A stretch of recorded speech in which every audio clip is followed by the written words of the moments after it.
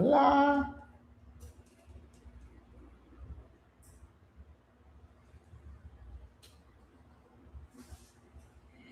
Hola, hola. Welcome, guys.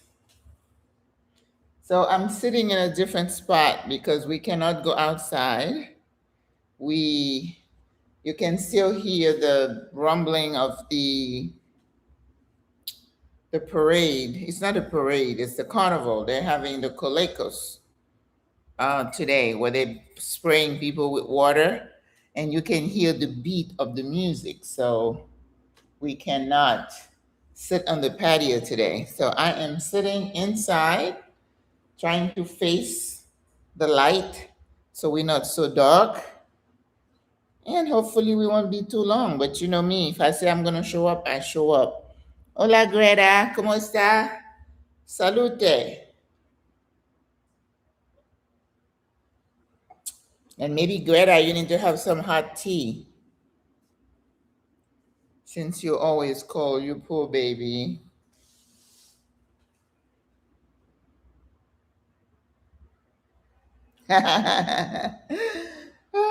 I've never really wanted to do that, to get sprayed. Nah. You know, I don't see any older person in those crowds. Usually it's the young. And then, they're doing the booty dances and all kinds of stuff. It's like, not my crowd. Even when I was young, it wouldn't have been my crowd. I'm just not into those.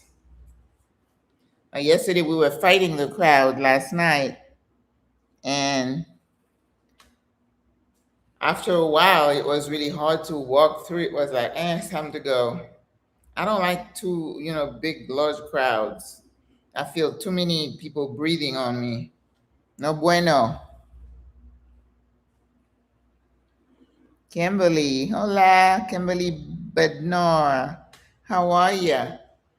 Well, let's let a few people come in. And as I was thinking, I was teaching my classes and I still have to finish updating the notes and to send them back to the students. I started thinking about this girl. I watched one of her videos and that gave me an idea because, these lives are all about Panama, and this is not the time I talk about wisdom and wellness and all that.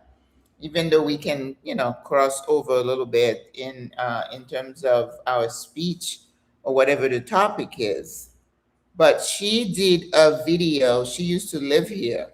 She is Panamanian American, and she did a video about things that might challenge you in Panama if you live there long term. And my ears perked up, and I'm like, oh, I want to know that because I've only been here 4 years, so that is not long term. I met a sister who has been here. She says she's going into her 19th year. And I'm like, wow. She was 71 when she moved here. So this single women, older women moving abroad, she bucked that trend. She was doing it way before it was a thing, right? So I have lots of respect for people like that, and I'm always willing to pick your brain and find out from you and learn. I love listening to people who are older than I because I always feel like I can learn a lot from them. So this girl, even though she's much younger than I, but being Panamanian with roots and family, you listen, right? If someone said anything like that, you listen. Well, she's going to be 90. She said she was 71 when she moved. So she said, I asked her when her birthday. She said September. So she's 89 right now. She's going to be 90. But sharp as a tack, I mean, she drives.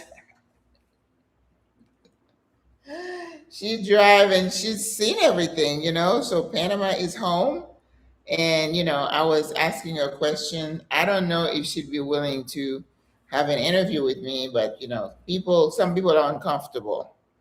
I've asked a couple of sisters and they were like, no, I've had to decline because of this, this, and that. And of course, I respect people for not everybody is as open online as I am. Um, Even though I have some safety rules and I have certain things that I don't share online, there are certain topics I do not address online. And those are conscious choices, right? So this young girl, she decided to move to she was born, I think she was born in the US. And then she decided to move to Panama because her parents were still here in Panama. Was she born here? I don't remember where exactly she was born, but she was bi-coastal, let's say, right? And so when she moved to Panama, hola, whoever joined on Facebook, I need to do this on Instagram, but I don't know how I do all three. No say. So she decided to move to Panama and she lived in Panama for 10 years. So, in 10 years, someone would have learned some stuff or should have. But even though she was a lot younger and her experience was different than what my experience is or would be, but some of the points she made sense.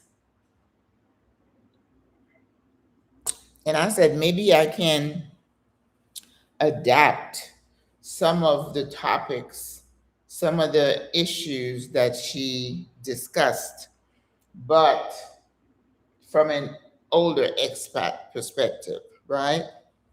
If you're here as somebody in your 30s, you're definitely having different experiences than what I'm experiencing.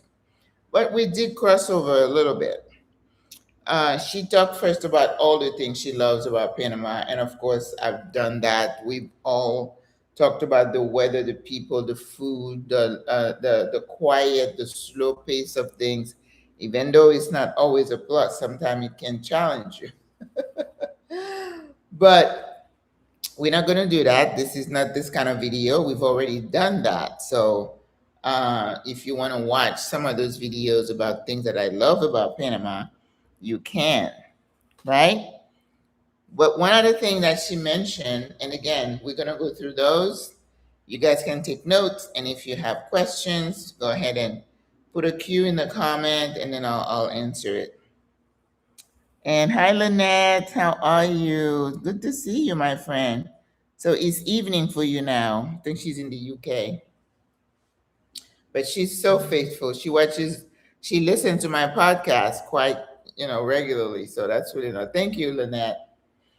So she mentioned bureaucracy, first of all. Well, we all know about bureaucracy. And after speaking to some other folks, I realized that, there's bureaucracy everywhere, probably because we're used to the US where things are fast. We think that everybody else is slow, their process, right?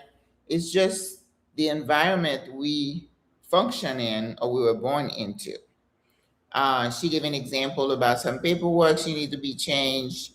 And I tell folks, I hear the same about when I was in Africa, in Ghana, that if you have something like a driver's license, you have to kind of pay up for each level. You have to pay somebody to move your process along.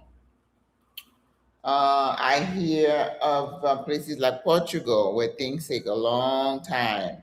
I hear about France. They say the immigration process to get a visa and a residency, it is so dragging. So those people like us who are used to what we deem to be efficient.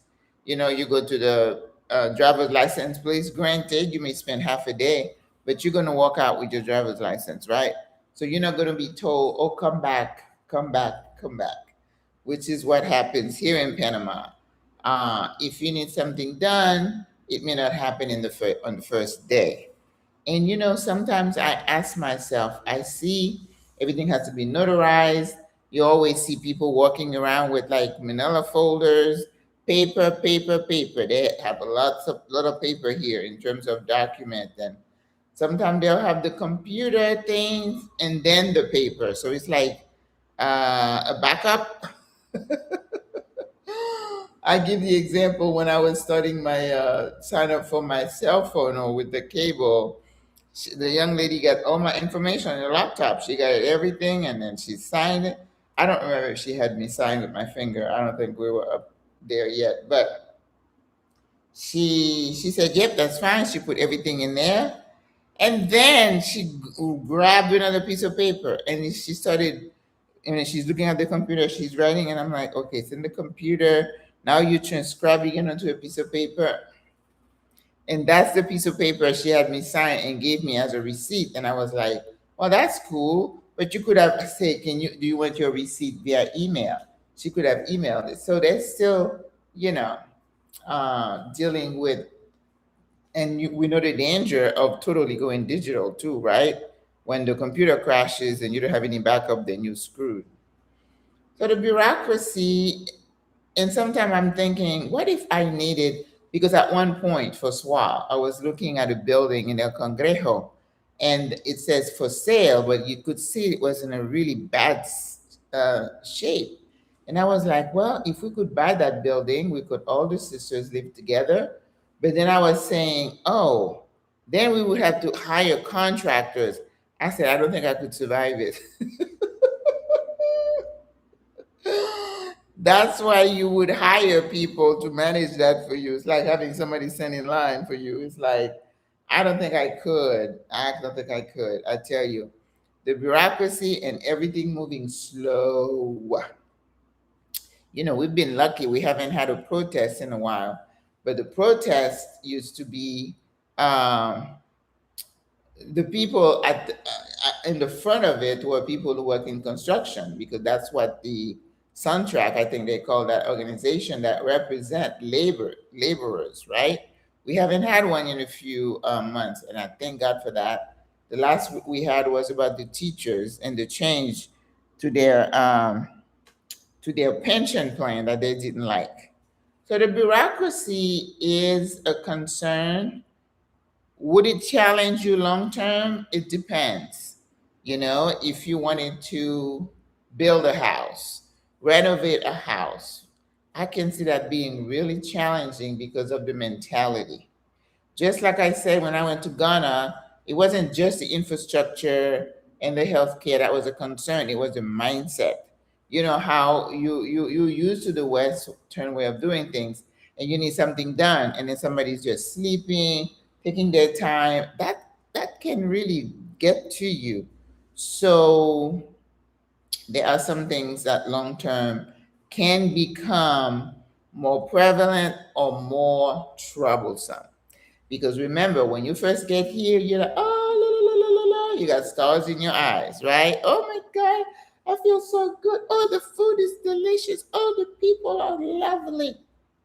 And then you start going through those things, those every day, people not calling for an appointment or making an appointment, not showing up, and just things sometimes can get to you. So that's one of the things that she said. And I don't know. I think she said she did a video was why she left Panama, but I could not get to the gist of the main reason. But she's a young mom with kids, so I think a lot of it probably has to do with the kids.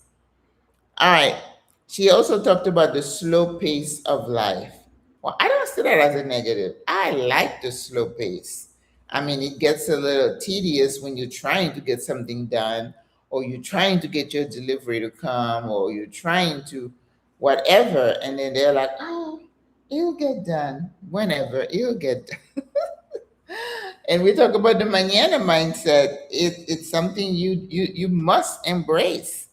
And I said, too, do not schedule 2 appointments in one day in Panama, because the first one probably will run over, and then you're going to get yourself all upset. Case in point, last night we went to the first night of the carnival. Now, I did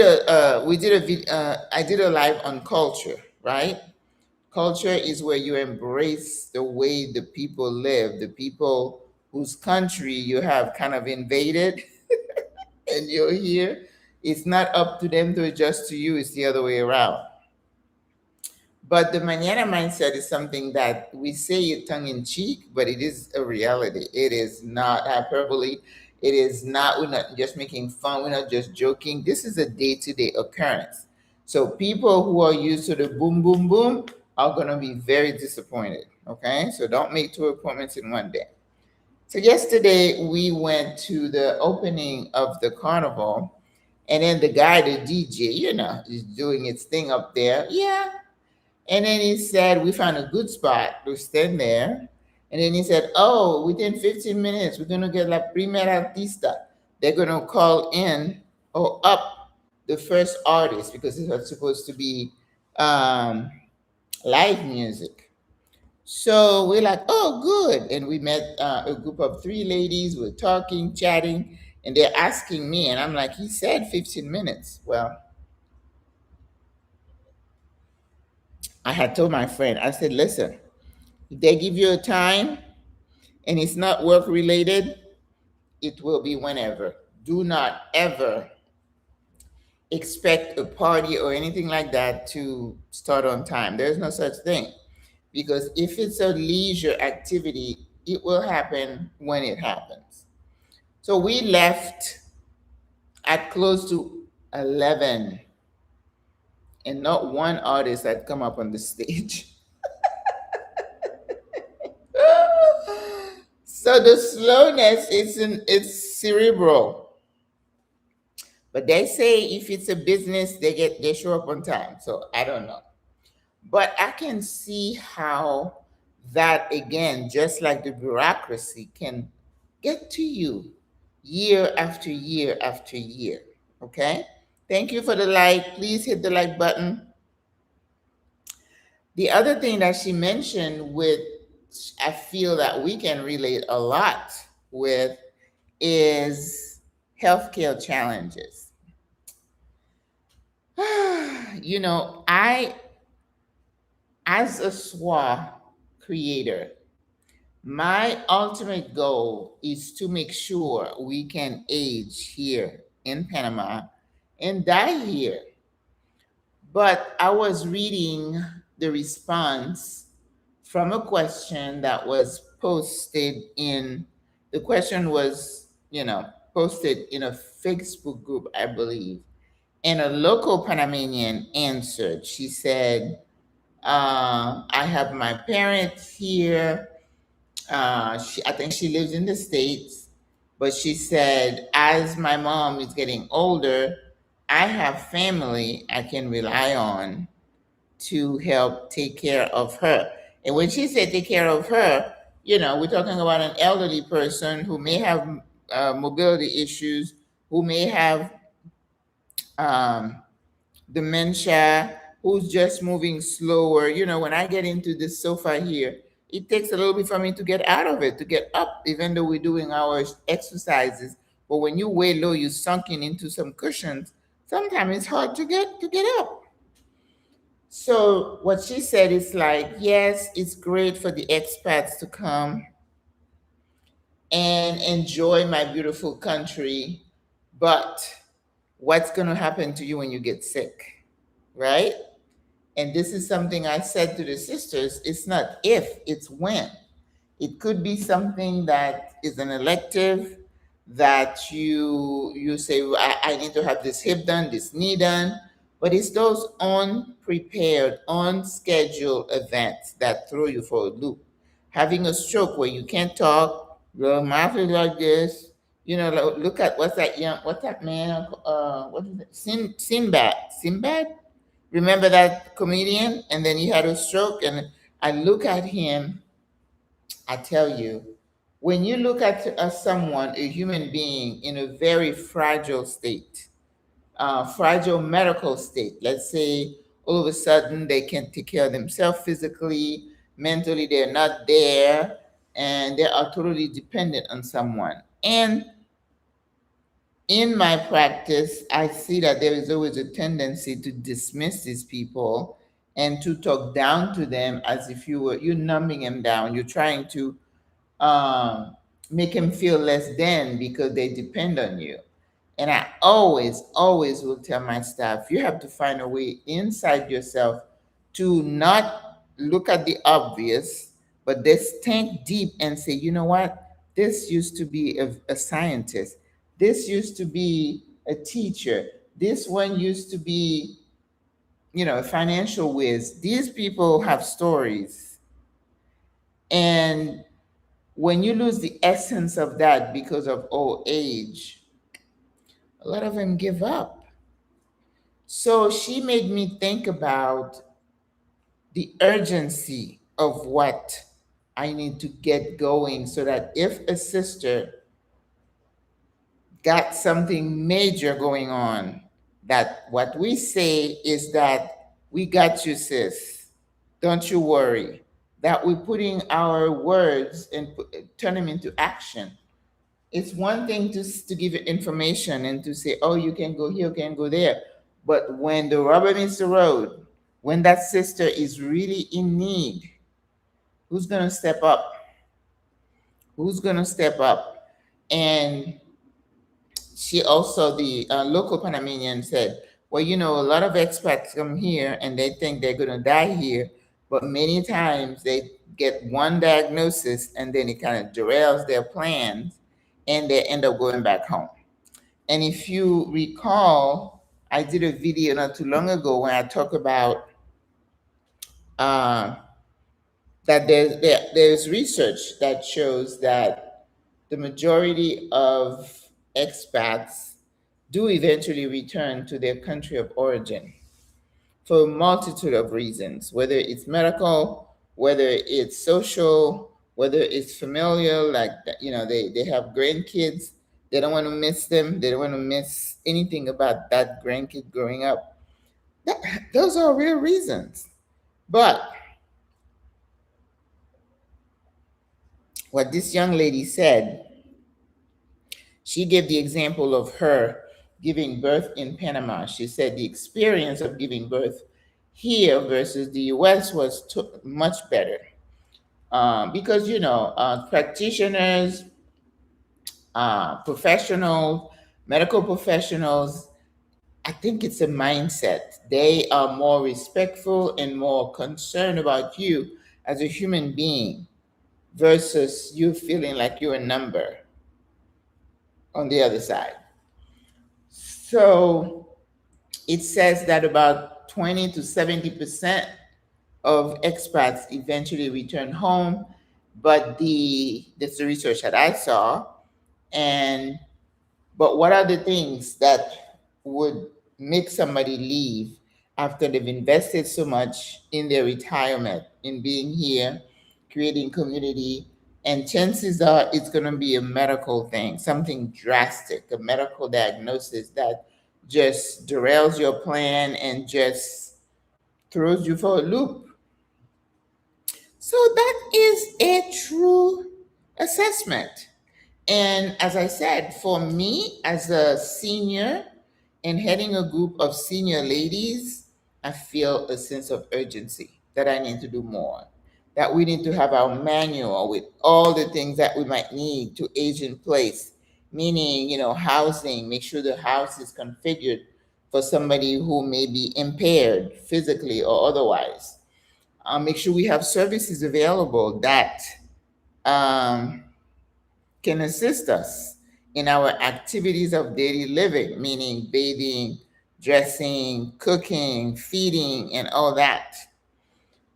So I appreciated the little nudge to do more. So I need to really focus on that. And then she also mentioned, multiple co-pays that you got to pay if you have a plan, because getting a plan is no easy thing either. Because after 65, you consider derelict, right? They just like, oh, she's old, she's not able to do anything else. Well, that is not true. And when I started this, Auntie, so and then in Panama, I know you guys watched the other video that I did about healthcare. That tarjeta, the to be able to pay your bills, settle your account. they're going to do a deposit. If you go to a private hospital, and then they will provide you with a claim, then you fight it out with your insurance company. So that is something that gives me pause and should give you pause. Having our emergency bag ready, make sure we have a pack with personal items and maybe a sheet and pillowcase depending on where you land, because you don't know where you're going to land.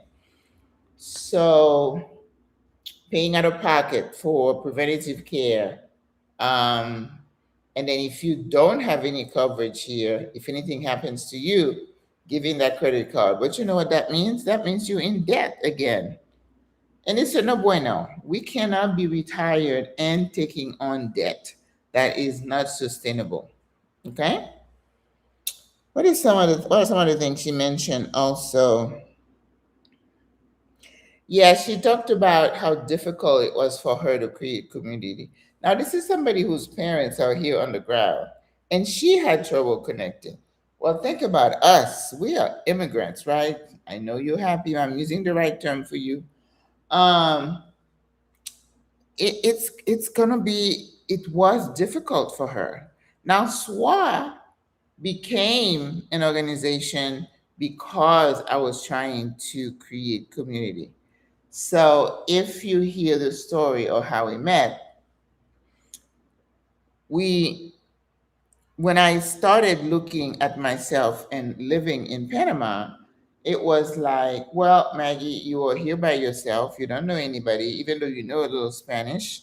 And I understood what it took to create community. I understood the effort I was going to have to put out there to create a new environment where I could thrive or where I could nurture other women. So I tell people all the time, SWA was created as a result of my selfish needs and intentions. I wanted to retire abroad. I wanted to be sure I would be in a place where I could have access to people who can lend a hand if needed. Of course, we all want to be as independent as possible, but we know there come times where, we need a little bit of help. And is that help available? So I'm in the process of gathering all that, and then I always feel like I don't know enough. I don't have enough, right? So you also want to befriend some locals, who can kind of tell you, oh, no, sis, that's not how we do it here. This is what you do, A, B, C, D, because that is valuable. So creating community is uh, obligatory, it's not something that you're like, if it happens, it happens. If it doesn't, it doesn't. Oh, no, no, no. Because in this day and age of isolation that we carry with us, to not let anybody in because we're worried about whether they have our best interests at heart or they're going to spill our stuff, personal stuff, but committed to creating community is something that everybody should do. But of course, we have those that are like little butterfly and jumping from one place to another.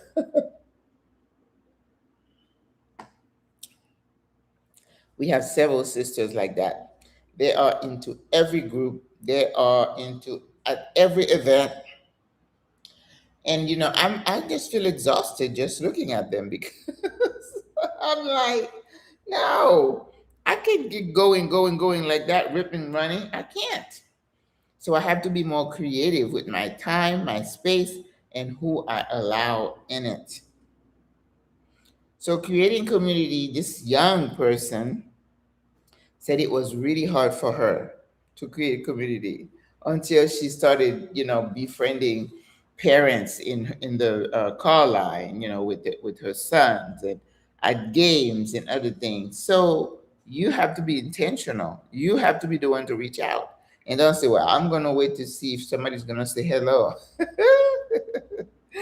Especially in the chat. No, no, no, no, no. You go out there, and in fact, you've seen some people introduce themselves right in the chat. Hi, my name is so and so, and I was invited by so and so, and thank you. This is what I like. This is what I don't like. I have dogs, cats, or whatever, the pets. But you got to be focused and diligent and organize, right? To be able to, glean and get some friendships. Because, if you want to be a friend, you got to be a friend, right? Yes. All right, you're doing well, better on the button, but you still have some stragglers. Please give the video a thumbs up, okay? So it doesn't pay for you to just stay in the expat bubble. Expats who just hang out with other expats, what are you doing that's different? What are you learning that is different? You have got to explore and expand your horizon. She mentioned the expat bubble. That's what we call it. Those who only feel comfortable with their own kind. And that usually means you're uncomfortable around strangers. And that should have been something for you to stop if you had taken my quiz. All right. So you cannot afford to just stay in the bubble. You have to get out sometimes. You have to get out. And then before you know it, your entourage, that's a nice word for it, it's going to grow bigger organically. Okay. Okay. This one, she said, I was like, okay, this one hits close. We tell you to befriend locals because it is important. You get access to inner information sometimes. You learn, if you learn to listen, about the country, its history, its people. So to avoid some faux pas, you got to listen to the locals tell you how things are done. But she said, and that is so true. Hola. That is so true that as friendly as the locals may be to you, as open minded as you think that they are, you're still a foreigner. And I don't think that shocked me because this is something that I have experienced. I moved from New York State to Florida. Well, I didn't do a lot of due diligence the correct way because some of the things I learned about that state afterward, I had no business being there. But I remember talking to a group of ladies because, women, when we somewhere, we always kind of find each other because we need support. When you just chit chatting, you're asking questions, you're watching how she interacts with the locals, and you can learn a lot from that. You can glean a lot from that. So she said that no, when I was in these Florida streets, we would be at a meeting, and then the lady would say, "You know what?" I remember this one person said, "I have been here 30 years," she said. She transferred jobs with her husband, and she said, "I have yet to feel like one of them." You always made to feel like you don't belong. Now, some people would do it more in your face, and some would do it more in more subtle ways, right? So let's say you're sitting, you're having lunch, and then you're walking in, and then there might be a seat next to somebody, and you're gonna make a beeline for that seat, and then somebody gets up and sits in it because it's like you're not supposed to sit. Oh my God. So things like that. And what she said that makes sense. She said, acknowledge the kindness of the people. The person who is kind to you, you embrace that, praise them. But you're also going to have the ones who don't like you. And they say, who does she think she is? She's Americana. She is not one of us. And even though most of the people are understandably kind, you're dealing with human beings. So they themselves might have instigated that. So it's really wise, and I talk about wisdom a lot, to predict certain things and prepare your heart for it, so that if it hits you in the face, discombobulated. It's like, oh my God, where is that coming from? Mm-mm. You say, oh, okay, okay. I didn't see that coming from this one, but I always expected it. It's not a negative way of looking at things. It's just being realistic in your old age. So don't try too hard to fit in. Be kind, be helpful. But when you see somebody is kind of try to keeping you away from the tribe, don't take it personally, because they want to feel comfortable with the people they hang out with, right? And if they don't see you as part of them, why force the issue? Why? No. Okay. She also mentioned pricing. Now, we've told you that the price of uh, food and life in general has gone up. Price has gone up. And she said she was glad she got her house when things were affordable. And then now her heart is worth like 3 point um, something like that. So if you are an expat and you stay in the bubble, right? We talked about the bubble before. But what she's saying about the house is that with the prices increasing, there is, it's like a two-edged sword. I'm starting to experience something that I had not experienced before. When I first got here, if I got in the metro and I go to the store, somebody would start speaking Spanish to me, assuming I am Panamanian. And then I would say, oh, no, no soy Panamanian. And they're like, no? They'd be shocked. But recently, it's a whole different ball game. And I can have my theory as to what I think might be behind that. But now, whenever somebody sees me, they say, hello, hello. They want to speak English to me. They want to practice the two words that they know. Even to a restaurant where I go there, they're like, oh, and then whatever little English word they know, they want to practice on me, which I totally don't mind because I want to practice with them. But in addition to prices of your rentals going up, if you wanted to buy, it's going to go up because it's a direct result of supply and demand. And I've told you that before. There used to be a lot of inventory when you were trying to look for an apartment. And we used to tell you, don't rush to sign up a lease until you've had your attorney take a look at it, you've looked at everything using the checklist. And then now, if you call a broker, they'll say, what is your timeline? And I said that in another video. And you say, oh, I have a couple of months until I decide what to do. And then I get the email, oh, I called so and so, but they never returned my call. And I'm saying they're not interested in talking to you. It's too far out.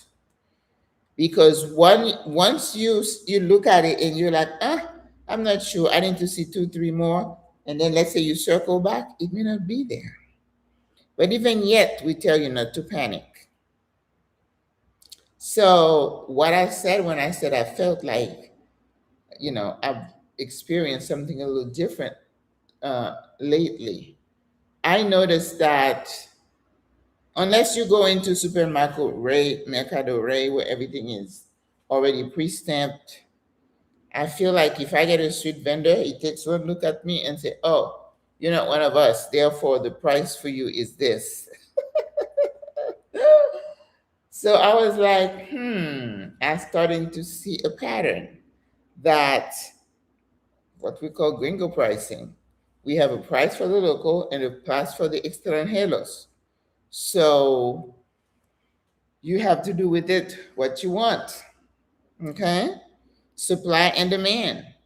If you don't take the apartment today, they have, a bunch of other people behind you ready to sign on that apartment. So it's not my fault. It's nobody's fault. That's just the cycle that goes on in the business world. Um, she also talked about an issue that may not affect us as much as seniors.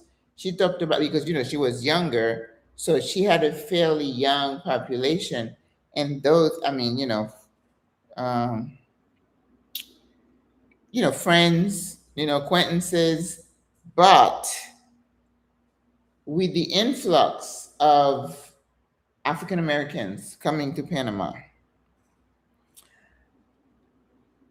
I don't see that we have so much an issue as people being transient, like she calls it.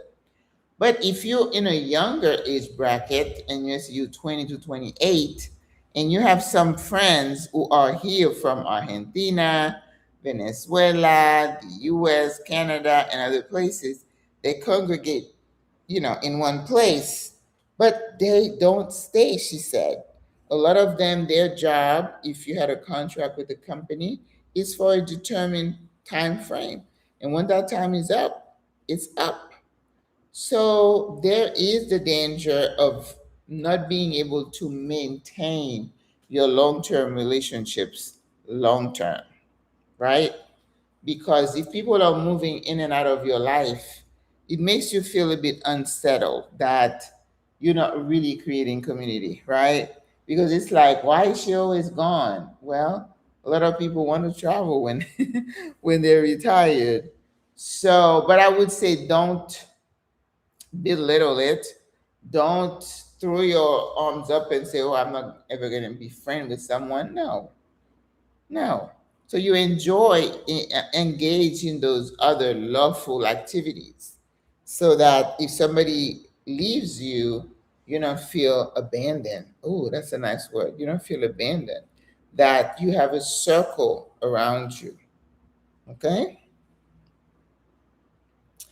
The other thing, the other thing she mentioned, she says, if you're going to live in Panama long term, first of all, learn the culture and the customs, which we've done. That doesn't mean you're not going to have a surprise every so often. Yes. But you remain calm and you remain sane. But, that's just the name of the game when you are an expat. But what she's trying to say here is that you need streams of income, not just one seer income, streams of income. So if you have Medicare, not Medicare, Social Security, and it is covered in bruises from one, so what you want to do is create some revenue streams for yourself in addition to your Social Security and maybe your pension. Now, I know some of you are going to say, well, I'm retired. I don't want to work. Well, yes, it's getting expensive. It's getting expensive, Sapa. Yes. Um, and I'll tell you, there are some options for some people.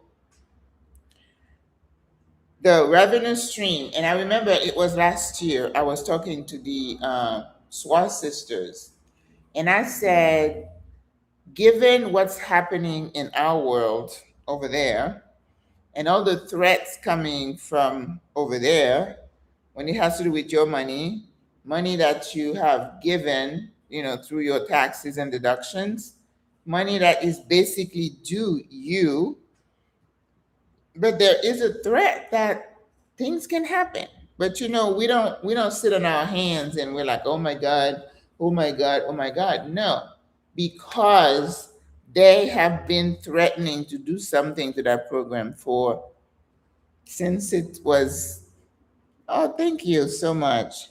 Since it was instituted, right? It's just like the ACA, right? The insurance program for people with pre-existing condition. Thank you so much, Sapadia woman, for the super chat. But it was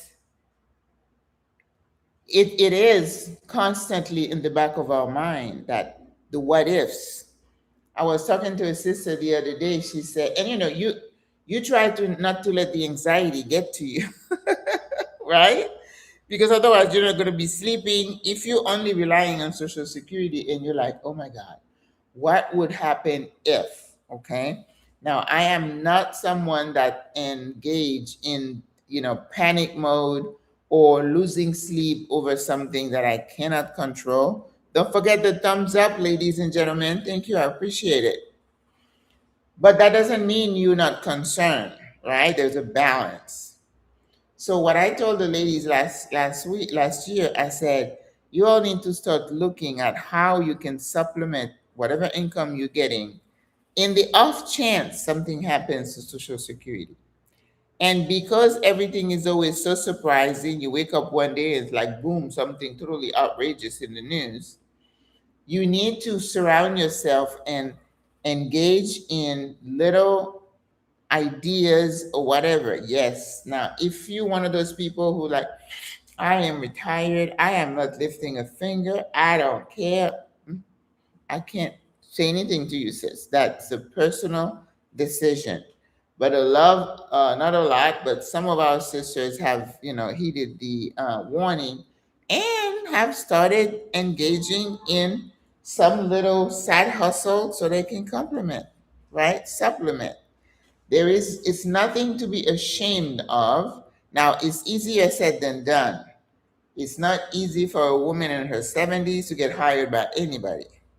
So that's why you have to pretty much create something for yourself. Some people are teaching English. Some people are doing sewing, what do you call that? Alterations for people. And I've had visions of other things we could do, but as retirees here in Panama, we can't work unless we get a work permit for something. And that's what the young lady mentioned. She's like, they are sniffing around now, the Department of Labor here in Panama, to sniff out people who are breaking the law. Because the law said, you got your pensionado visa, we want you to spend that Social Security check here. But we don't want you to take any job away from locals. That's why they have that list of protected profession. And I just kind of laugh every time I see somebody post something that said, oh, I'm considering Panama. Talk about the job outlook over there. Now, the responses I've been seeing lately have shifted a little bit. Where they used to say, oh, Panama protects its own, most professions are reserved for Panamanian, and that's what I believe to be true. But if you create something for yourself, depending on how you structure it, you could be okay. Or all these remote things people talk about, I don't know. I never could get a job remote based on my qualifications, and I thought I was pretty qualified, but no. Most employers don't want you to be fully remote, especially after COVID. Now you have this new group of people saying, no, we want you back in the office. So it's like you're always in limbo. But getting a little side hustle that keeps you engaged, keeps your mind going, that is priceless. And if you've heard me say before, I don't like the word retire, because retire gives the idea that you retire is like I'm giving up something. We're not thinking of giving up anything. We're just switching, right? Recalculating. I did I did a short video about recalculating in the same vein that says when we get to be this age, we don't just fall over the cliff and go and die. We just shift into a different direction. So that is something to consider. Whatever it is that you're good at, definitely, because you want to do something at this point that you want to do, not because you have to do it. All right. So that's important because if the prices keep going up, rental's going to keep going up, food is going to be going up. Thankfully, the utilities have not gone up that much because, which is good. Medication, ooh, the medical is a whole different ballgame. And we talk about that all the time because it's still not clear in some people's mind. Because when I see the question, will I be able to use my Medicare in Panama? I know you didn't do your homework. Nobody should be asking that question now because it's been debated over and over and over again. Keeping money to the side to pay for your preventative care or your non-doctor covered care. So right now, if you were to need a plastic surgeon, if you wanted to, you're gonna have to put some money out. You're gonna have to put some money out, and insurance for older people is a huge barrier. And I am afraid in my group of single older ladies, I am worried that I'm going to lose some people. Not they're not going to die, they're just going to have to move somewhere, if not home, because of the difficulty of getting health insurance. And let's say you don't have it, then you're going to have to pay out of pocket. And I was talking to this sister and I said, what are your plans in case you need to be hospitalized? She said, well, I keep 2 or 3 credit cards and I make sure that they are, open. There's nothing on them so they can charge. But in my mind, I'm thinking, yeah, that sounds great. But now you're in debt again. I don't like that. Although you could rationalize that, if I'm 70, 75, 80, and I run some credit card bill and I kick the bucket, oh well. They can't go after your children for that. They can't.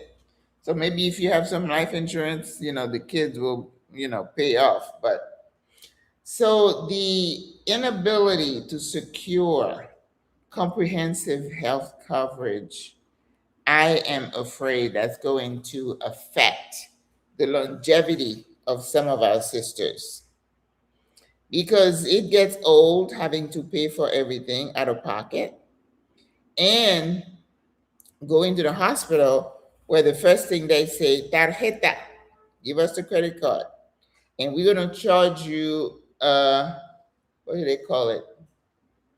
A hold, I guess, right? So you get admitted, they look at you, they run the numbers, and they say, okay, it's gonna cost us $3,000 to take care of this. So we're gonna charge this card $1,000, and then when you discharge, so you're gonna have to itemize everything and pay the balance. Nope, there is no grace period. No, there is no payment plan. No, there is no, I'll hold you, you do dishes until you pay. Oh my God. No.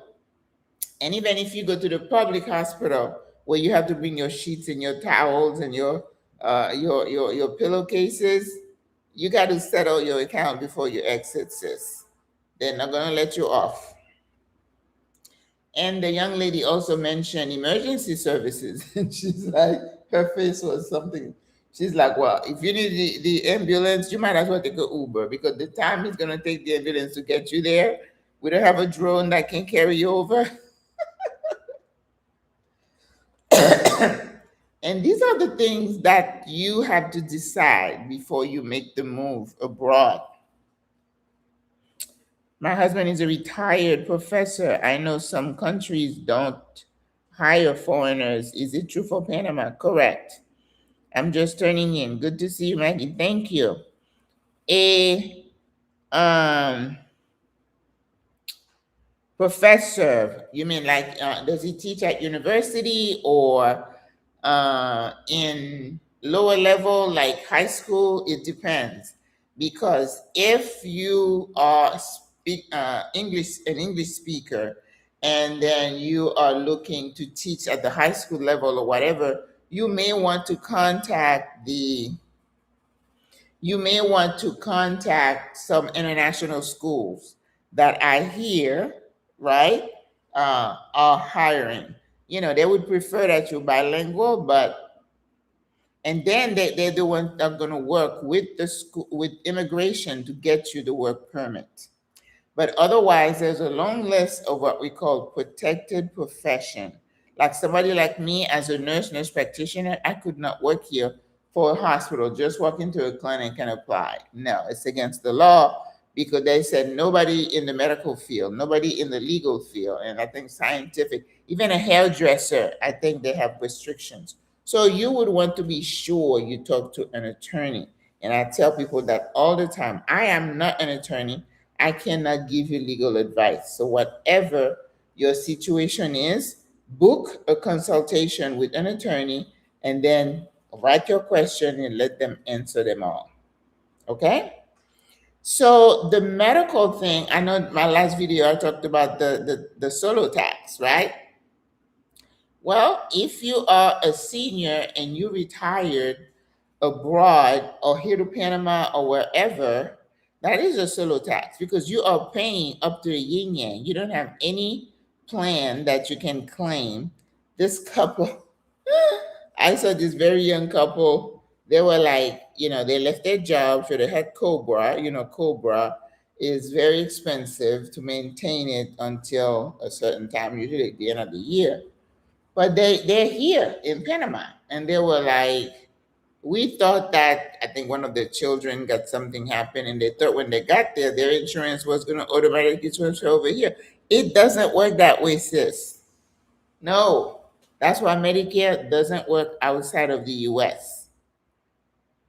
So if you have an insurance company and you're traveling to Panama, I would suggest you ask somebody of the insurance company which which hospitals in the country of Panama, because they need to know there's a difference.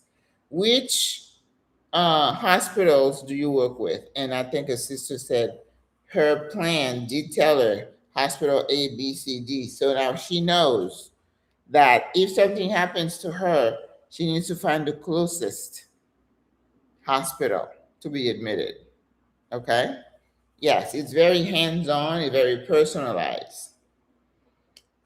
And then the other thing she mentioned is the cost of living. And somebody just said, I think it was Sapadilla woman, said that Panama is about to spice her out. Well, I already told you that the price of rentals have gone up. And it's not like a little bit, they've gone up like a good 20-30%. I'm like, wow, okay.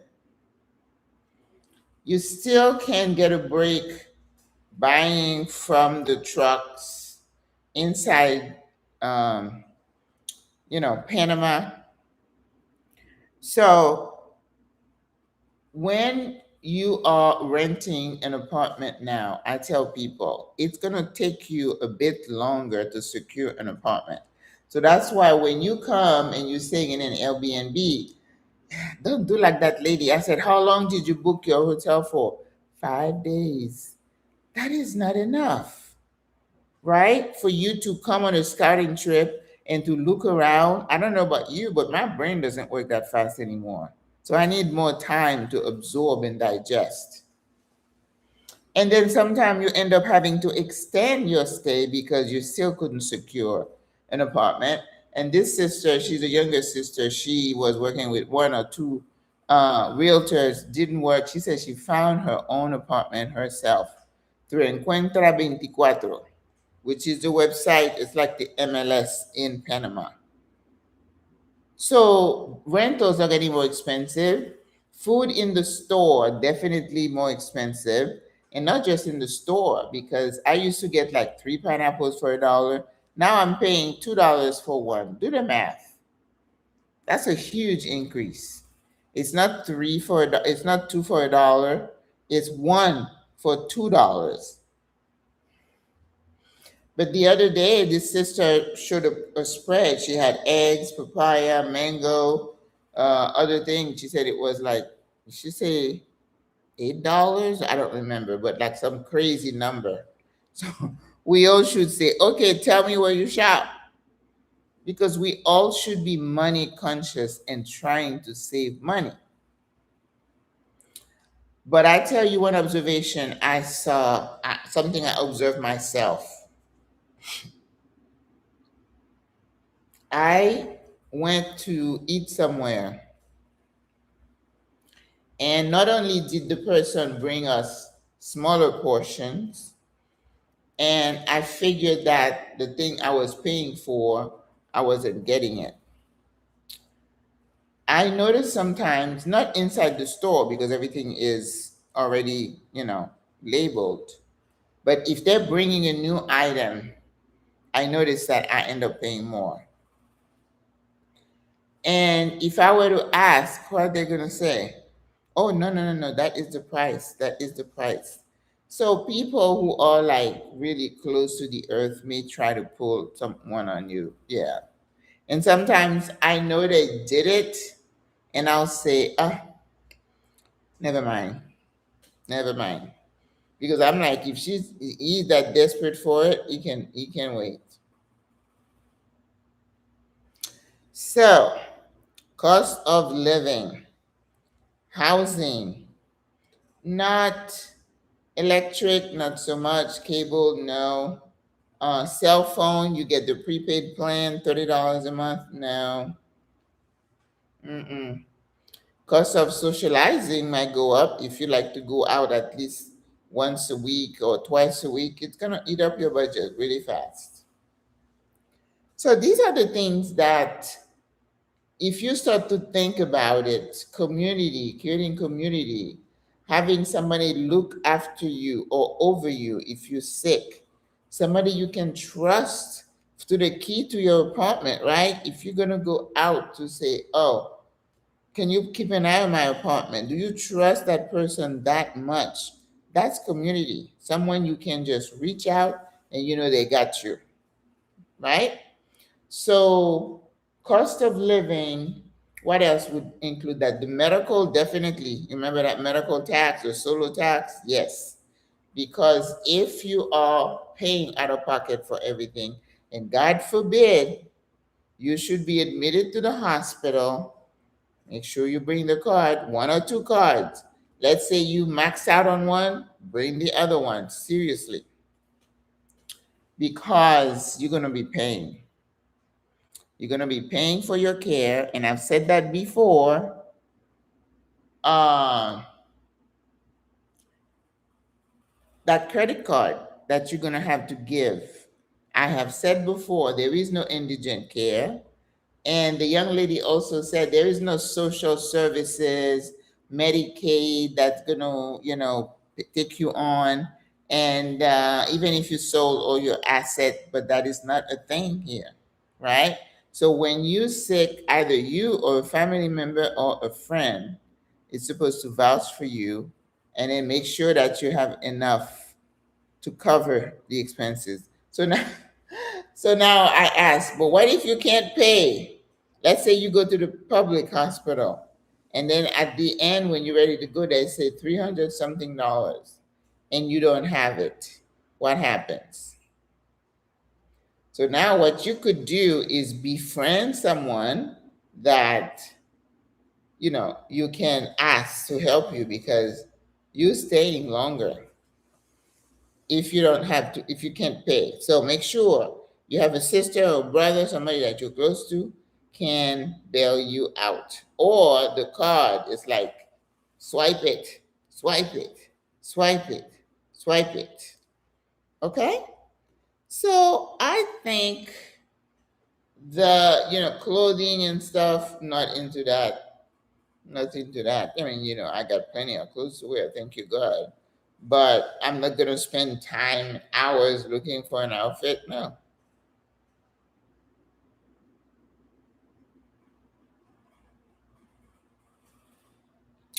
So, you guys have any questions for me? Let's see. You need time to rest when you get there. Thank you very much. We have your number and we'll be calling you soon to check your book. Oh, absolutely. And I do consultation call, and the way where you put it, where you book it is here. Because let me tell you another thing that upsets me sometimes. People ask you for advice, and you've been here 3 years, so you have some credibility, right? Not as much as my friend who's been here 19 years, of course. But I know something, and that's how I started this channel, just to share with you my process, my journey. But everybody's journey is a bit different. So when you're talking to me and I'm like, oh, sis, please think about this carefully. Listen to the attorney. They're going to send you a list of things to do. Make sure you follow it to the letter. And if you don't, please don't come back and point at me and say, you didn't tell me that. I already said as a disclaimer, I am not the attorney. And things might have changed from the time I did my visa to today. And in fact, some people are saying they think they're going to make some changes to the visa process. I don't know that. I could never tell you that. And I'm not going to scare you into it. I don't know that. Usually, I am told that when they're making big changes like that, that's when they have a new administration. Well, this group of people we have only been here for a year. It's going to be their second year. So you got 3 more years to go. So if you need to come, come now. And even the young lady was saying now it's an influx of African American coming to Panama, and that is the truth. Please hit the like button. So here is my the site.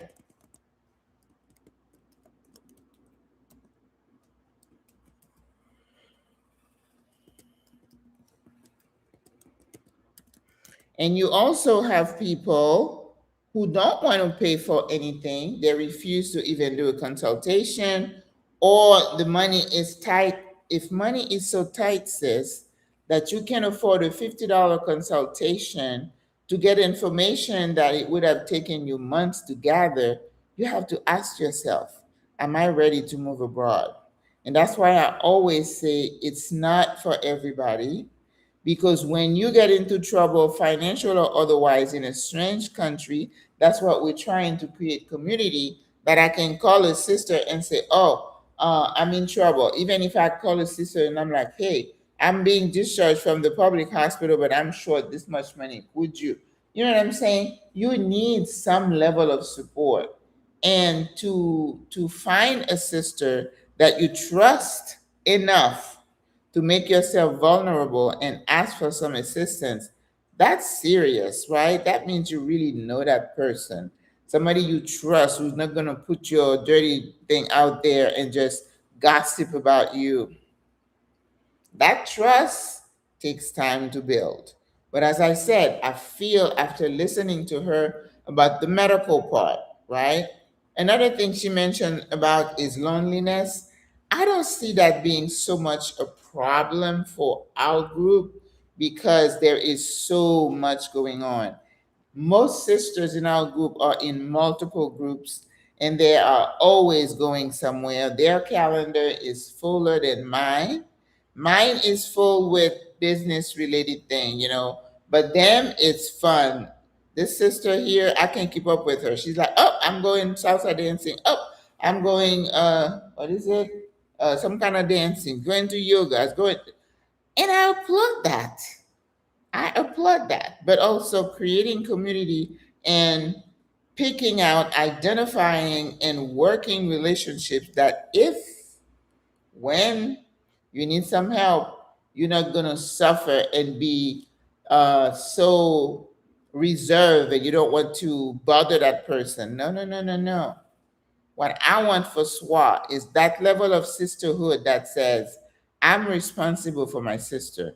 And if my sister is in need, I am there. Not if I can, not if I feel like it, not when I can. No, sis.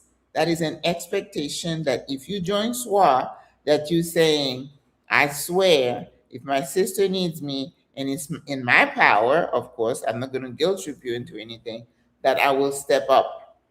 Because again, When you tell me if somebody is ill and they can't take care of themselves and they don't have a group of ladies or people in their circle to lend a hand, then I would say I would have failed.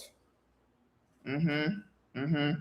But of course, it's not easy to bring people together. You get all sorts of challenges. They try to do little cliques and they talk behind each other's back. Eh, that stuff happens, but I try to nip it in the bud because we are just too old.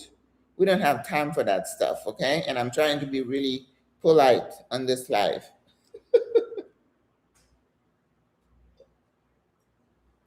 And the other thing too, there's another sister I was talking about. I think it's difficult to live in Panama on $1,000 a month. But I said you do have options. You can move to the interior because you have to think, and I keep saying it over and over, safety should be paramount because you're single. That's solo tax, remember? So you're going to end up paying more a little bit for a place that is safe in an area that you're comfortable with. But now some sisters are trying co-living. In fact, I think I asked a sister who has a co-living company, I said, do you mind coming and talking to me about it? Because my audience wants to know how it's done here. When I was thinking of co-living, not just for me, just a topic to explore, I saw that there was a company, I want to say somewhere in Texas, but the young woman who was doing it is younger, much younger than I. So, it's not just old folks like us who are considering co living. The young people are considering it too because the expenses of being on your own is almost can afford it. So it's not limited to seniors who are considering co living, not just as a way to reduce your expenses, but for companionship. Because you know what? Caring for someone is therapeutic, it makes you feel needed. You're pouring into somebody's life, you're assisting them. No, I don't want you to say, Maggie said, I'm going to become a caregiver. That's not what I'm saying. The other disclaimer is that SWRA as an organization is not going to say, oh, come on, we're going to take over your care and become your healthcare surrogate. That is not what I'm saying either. We are more in a supportive role. The information is out there, we're sharing it with you. But ultimately, you and your family are the decision makers. So, when you decide to live abroad full time, and you make that decision in your head that says, this is where, this is my last stop. I'm not planning to do anything else. This is where I'm going to die, right? It's a big mind shift, right? So if that is a goal, then anything we do has to be with that in mind. And I remember years ago, I was watching some program because when they talk about the loneliness killing seniors, they always have England in there for some reason because, they have these rainy season. It's always gloom and doom, which is not good for your psyche. Anyway, you see everything gray. Nothing is sunny and blue and colorful. They even had programs there, I'm talking maybe 20 years ago, where somebody who's older would open their home to a young person. They would give them room and board in exchange for companionship. They were so lonely, they just wanted somebody to talk to them. Mm, having them and you've seen some co-living situation where it's a younger person, I mean the older person opened her home to a younger person so that person can assist them if they need it. And it takes a lot of thought and a lot of planning, a lot of foresight, a lot of letting go of what your pride, It could be that you need to move out of your home into something smaller. I have done that and I have not missed a beat because it can be done. You can downsize. And when you come here, and I heard someone say recently, well, I am planning to retire in so many years because I want to be sure I can maintain my lifestyle. Well, you have not had the mind shift yet, sis. Because if you are in, like, say, a four-bedroom house, wherever you are, with three, four bathrooms, you have like maybe a couple of cars. Of course, you're paying, right? And you drive some luxury cars. And then you want to retire and maintain the same lifestyle. Well, yeah, you're going to be working to the bone so you can have enough money to. Does that make sense to you? I don't understand it. It doesn't make sense to me. And I don't see why it should be difficult for people to downsize when they're looking towards retirement. It's less to worry about, less square footage to clean, to dust, to buy furniture for, to pay electric. AC in Panama could be expensive. But yesterday I was talking to my sister. She said my bill was $16 or $19 because she opens her windows and she lets the wind in. But some people say they can't do that. It starts here, sis. It starts here. So if you are planning to move anywhere long term, there's a couple out there in Bali. Yes, a mom and mom and daughter. The daughter turned 50 something.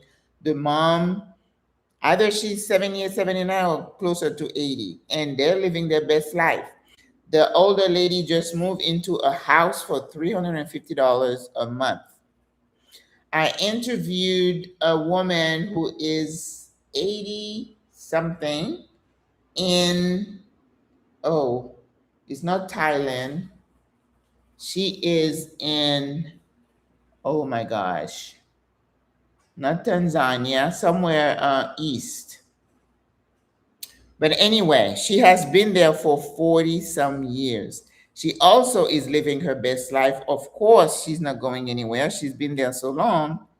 But she was like, I don't need much. People who have the mindset that I can downsize, I'm in a two-bedroom, two-bath, but I'm telling you, every so often I'm like, I don't need all that space. I have a bedroom that sits here empty all the time. And I don't have enough stuff to say I use it for storage because I'm living minimally. And in fact, I want to get rid of more clothes because every time I go to the mall, I come back with something. No bueno. Because it adds up and I don't want that. I want to be mobile. I want to live light. I want to be able to put stuff in a suitcase and get out if I need to do so in a hurry. You need to shift your mindset. So if you need to move to another country or to a area that is cheaper, that's what you do. But remember that if you go to a place to live long term, you got to make some decision. You got to be diligent about creating community. You have to be open-minded about the custom of the place and adjust. You have to be respectful of the culture, always in the mindset that this is where I'm going to die. Because if you're always looking at the place as an option, you're not fully committed. Mm-mm. If you say, oh, well, I'll try Panama. If it doesn't work out, I'm like, okay, where are you going to go? You're going to jump to Ecuador or Mexico? Every place has their thing. And I think this week I'm going to do a video about why I feel like my move to Panama, my retiring to Panama has been successful because I am happy and I have never, not for one day, regretted my decision. Whatever challenges I might have encountered, and they have not been many, I am telling you. People may not have showed up for an appointment. I'm like, oh, well, I'll go to the mall, go get a latte. It will happen when it happens. So there's some of the stuff the lady said, bureaucracy, it's like, okay, I know it's going to be a nightmare, So if I need to pay somebody to do it, I'll pay somebody to do it. You just gotta decide what is most important to you. Is it worth fussing over? Is it worth getting your blood pressure up? You're not going to change anything about it.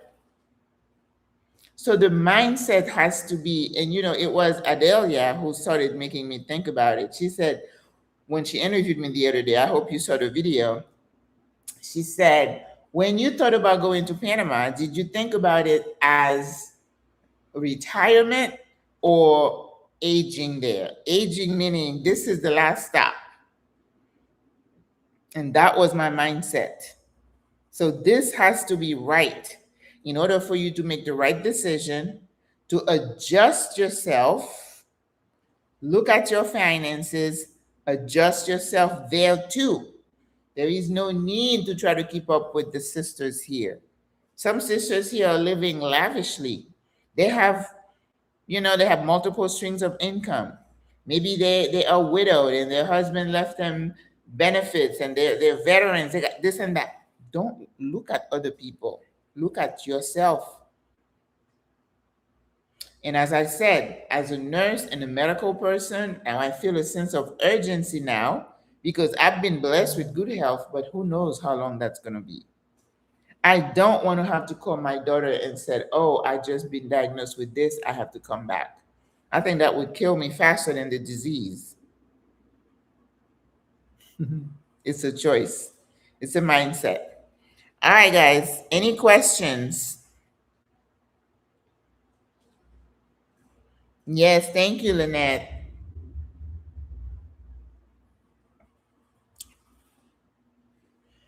So don't let Panama or any place trip you or make you feel like you've made a mistake.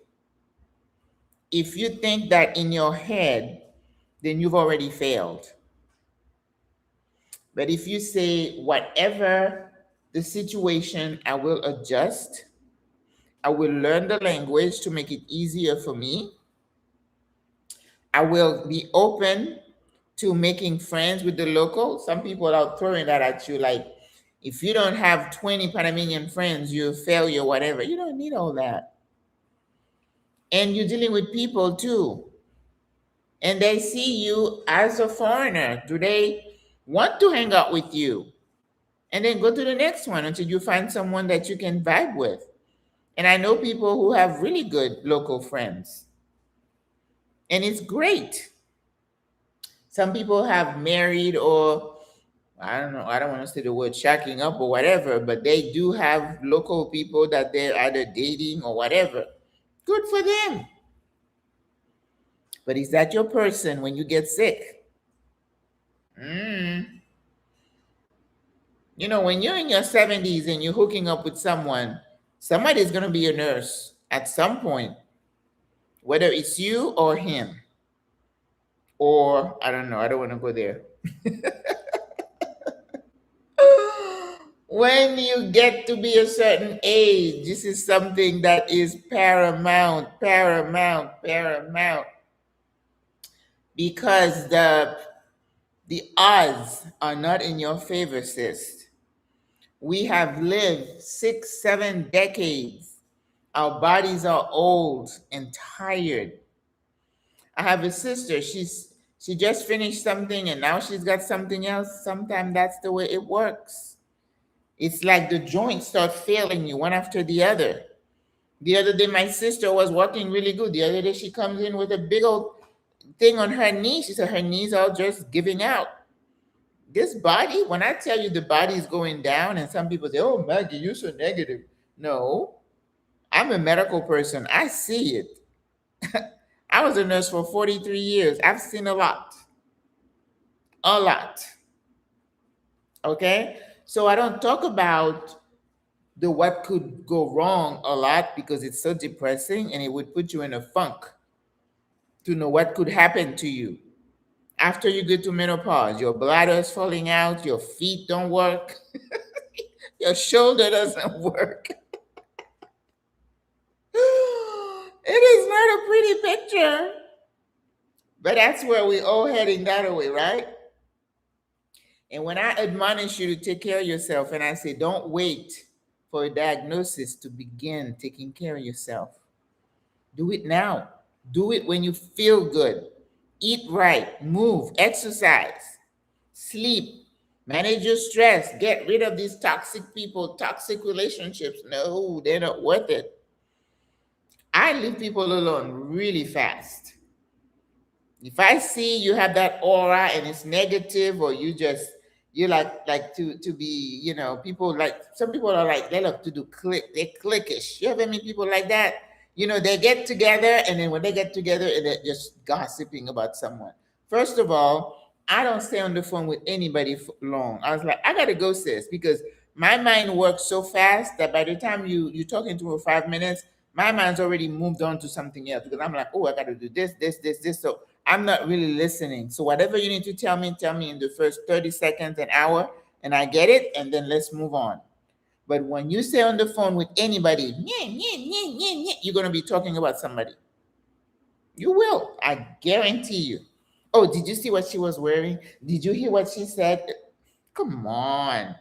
Aren't we too old? I feel like I'm too old for that. I have never been a gossip. And there's no way I'm going to start now. Did you hear what she said? Nope, I didn't. Sis, I got to go. I got a call coming. I am not going to give fire to this. No. And I can tell you, if somebody told you Maggie said, you could tell them no, because I don't want to know people's business. If you call me, you say, sis, I need this, I'm like, I'll be there. But that's it. I don't need the details. I don't want to know who did this, who said that. That's not important to me. So if we focus and we keep our lives full, you won't have time for all the shenanigans. Can work my insurance business. I'm ready to retire in Panama. If you can do it remotely, yes. But this is another danger that this young lady mentioned, which is very true. That if you are retired, right, you're on Social Security, you know how much you get your pension, and I want to say those are pretty secure, but hey, you never know. Or you have your survivor benefits if you're a widow, or you have your veterans benefit. Hopefully nothing happens to those, but as I said, there's no guarantee under the sun nowadays. So you do the math, always try to live below whatever you have going in, right? Make sure you put some money to the side. I tell you, when we do emergency management, have some cash around. I was talking to a sister. She's talking to me about crypto and other things. That's beyond my pay grade. I don't understand all that. But she said, make sure you have some cash. And that is a true, very good advice, to have some cash. What if there is a disruption in the electrical grid, or you know how the internet goes off and everybody's crazy because nobody can take their money out? That could possibly happen. Now, I'm not telling you to keep hundreds of thousands of dollars in your apartment. No, I'm not saying that. But have some cash for a couple of days at least, that you can eat, or if you needed to buy something. And then also, with the emergency plan, the bag, your emergency bag, you're supposed to have some cash in there, because if you land in a public hospital, at least you have some cash to give so they can start your care. Because believe it or not, if you don't have no money, if you're in emergency, I don't know, they might take you in. But everything that has to be done for you has to be paid for in a public hospital. And when you finish, at the end, when you're ready to be discharged, then they're gonna tab everything to see up. Do you know anymore? Then you got to zero that balance out. With in some places only take cash. Some don't even take. If you're outside of the city, they might not even take credit card. Oh my God! Then that's why you're gonna call somebody to say, "Could you bring me $500 so they can let me out?" And then you pay them back, right? Kathy Jones. Thank you. Beautiful tag time for aging. Yes. Don't wait for a diagnosis. Take care of yourself. Medicare takes care of emergency care. Yes. Yes, but when they pay for that care. That's the problem. We have had this issue in Panama where, yeah, you say, I have my United Healthcare Medicare card. They take it, they have to get authorization from the insurance company to care for you. That's why, in an emergency, which is what they pay for, they say, give us a credit card so we can put a hold, so we can start your care while they're getting authorization, because it has to be a Medicare HMO. Oh, you said Medicare. No, not Medicare, ma'am. Medicare Advantage. Straight Medicare does not work outside of the US. Nope. It's not Medicare. It's a Medicare Advantage plan, like Aetna Medicare, Cigna Medicare, Blue Cross Blue Shield Medicare, United Healthcare Medicare. Those are companies, regular insurance companies that have contracted with the federal government to manage your care. And the benefit for that is that they use like an HMO model or PPO model, that you use their doctors and they control the cost. You got to get authorization for things. The PPO, sometimes they say you don't, but it's not like Medicare where you can just go anywhere. You're kind of limited.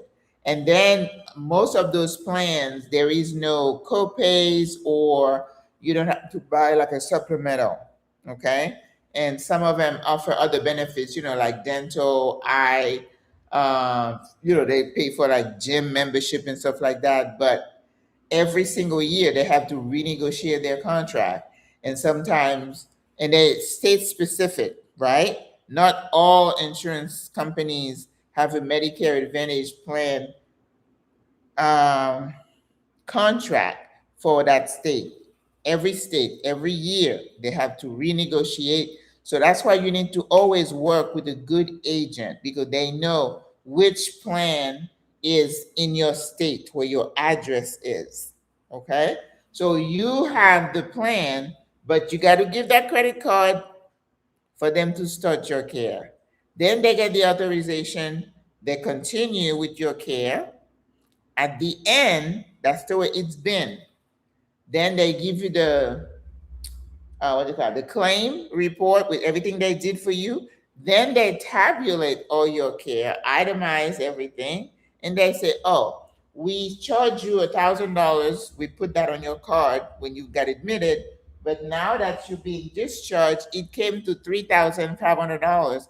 Therefore, we have to charge the rest to your card. So now you're on the hook for 4,500. Well, no, $3,500."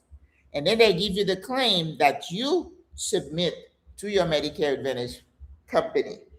And then, as you know, in true insurance form in the US, it's going to be the yin yang. Oh, we can't pay for this. You didn't bring this paper. You didn't bring this, that. Sometimes it drags for months before they pay you. And again, you're lucky if you get reimbursed for everything.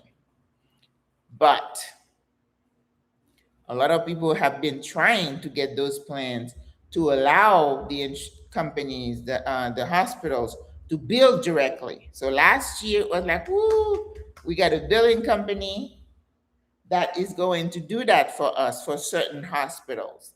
And then the main hospital in Panama City pulled that back because they were making them wait too long to get their claims processed. So we're back to square one with Pacifica Salud, which is not the largest, but the most well-known private hospital here in Panama. Now, the other hospitals, I think they have a couple in Chiriquí, in David, and there is a Panama clinic here, and even Minimed. They say they are still billing the managed care companies on our behalf, but it's something that is not, a done deal, and it's not the same across the board. So it's like a case by case basis at this point. Yes, Medicare Advantage. Yes, ma'am. But what you need to do, what people have recommended, is that whatever your plan is, some people even call their plans and say, oh, I'm going to Panama. Do you work with Panama, and which hospitals? And this lady the other day said, oh, my insurance says they work with this one. Has anybody worked with any or have any experience with those hospitals? How was the care, blah, blah, blah. And then people responded. So some insurance companies Medicare Advantage plan will even tell you which hospitals inside Panama. It's easy to find, but your broker, your insurance broker, would know that as well. And then also, they recommend that you just go ahead when you get here, register with those hospitals so they have your insurance information. In case you get admitted there, they already can just pull you up and you don't have to wait. But the payment is still iffy. That's why that card, that's your security, that credit card. Yep. How often does the power surge? What do you mean surge? You mean blackouts? If you mean blackouts, rarely here in the city, but one of the perks of living in a building that has a backup generator, it can go off within 5 seconds, it's back. If you don't have a backup generator, it's whenever they take care of whatever the issue is. Could be weather related, it could be they're doing, construction, they hit a line or whatever. Okay? It could be days, especially if you're outside the city. Some communities, there was one community that had like a power outage for maybe 2 or 3 days, and then people were playing cards, with candles. They try to make the best of it. But what if you are a restaurant, the small mom and pop, a little fonda, where you have to keep things cold? That's a loss for you. You're gonna have to throw a lot of things away. Yes, it can be treacherous. It could be dangerous and it could cost you money if the power goes out. And AC, oof. Even though I use a lot I have a fan that I use a lot now, that because this weather these days has not been really horrible. I mean, this dry season has been anything but dry. We've had rain, cool weather, cloudy. When I came here one day, the first year I came in 23, it was bright and sunny every single day and not a drop of rain since for 4 months straight. We had the driest of the season. We had fires and everything. Today, this year, mm, it's very wet and cool, so you can save money with your ventilator. But if there's a power outage, you can't even have that. So it's good to be in a building with a backup generator and a backup water tank as well.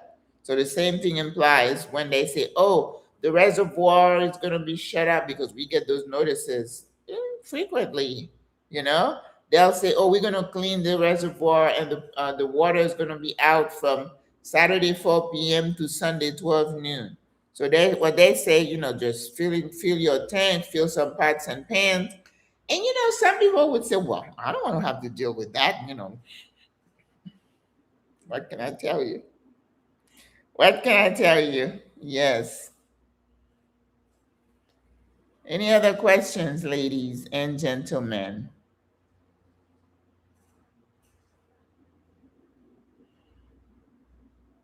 And I think the medical thing is, to me, that is the most concerning. Because, if you have a knee replacement, to me, as a medical person, if you don't have any complications, you're thinking about maybe 4 to 6 weeks and you're going to be back, right? Um, they have some rehab. I know you can have rehab in your home. I need to research if they have places like rehab, like we have them in the States, which are glorified nursing homes, as you know. And sometimes people end up catching an infection with the way they're changing the dressing or whatever. So if you don't have to go to those places, do not, do not, right?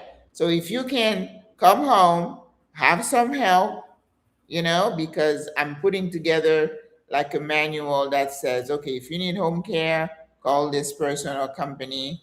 But then again, just like I used to own a home care company, I called one time one company for a sister, and they're like, "Oh, based on your requirement, we don't have anybody to help you. So that's always a problem, right? So, and I have a sister here who needs some major surgery, and the doctor is like, until I know you have someone who can stay with you full time for a few weeks, we're not having the surgery because you cannot be using that limb. It's like yin and yang. So that's where I think the hard decisions come for some people. I have a sister who's older and she's worried about being able to find insurance coverage for herself because here in Panama, as soon as you hit 65, the insurance companies are like, oh, you have pre-existing condition, therefore we're going to charge you this much. I'm talking $800 a month, $1,000 a month for medical coverage. I don't know about you, but most people cannot afford that. Okay, so you either take the risk of going there and decide for yourself that if something happens to you, you are okay going to a public hospital where it's for the populace. You're going to be in what we call a ward. There's no private room like that, okay? So there are going to be other people in your room. Are you comfortable with that? You got to bring your sheets, your slippers, and your nightgowns, and your toiletries, and your pillowcase. That is a mind shift for a lot of us to be in a ward when you are sick, and and all the locals are kind of looking at you and saying, "Who's that in our ward?" And it can be uncomfortable, but those are the decisions. It's either that or going back where you came from, right? I met her sister last night. I'm like, "Are you coming?" She said, "No, I like home." It's like, oh, good. Just make sure you're clear in your mind what you want to do. Be clear.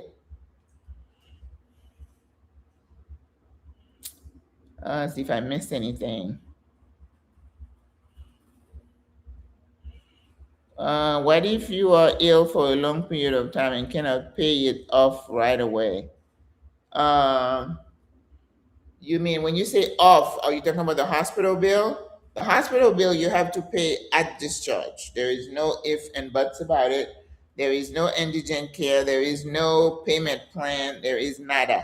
So somebody said they won't let you leave until you pay. So that's when you have to befriend someone and say, "Oh, can you lend me some money and come get me out?" Because you might be sick enough you can't even do dishes or laundry.